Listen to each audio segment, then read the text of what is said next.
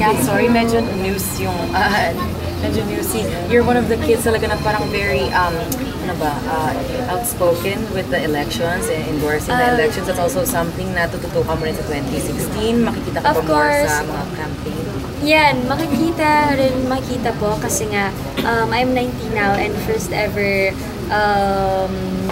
chance ko to para makapag-boto and kung sino yung susuportahan natin. And, yeah. Yes, I saw you. Feeling to experience this yung first time mo nga magboboto and everything. Oo, nakaka-excite and masaya siya, na-enjoy ko siya. Just when it comes to the kids, like the kids na parang sana gumaya din na maging tutukan din nila to find out kung ano, I know that's like your big message. Kasi parang millennials are very important daw Sa voting? Yes. Yun nga, yung mga nagpa-register, yung importante.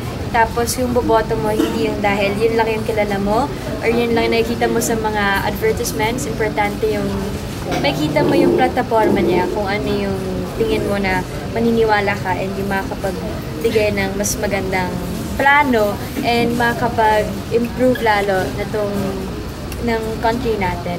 And siguro kailangan responsibility ng lahat na kilalanin yung lahat ng candidates tapos tingnan nila kung sino yung tingin nila na makakapag-fulfill ng mga promises na yan.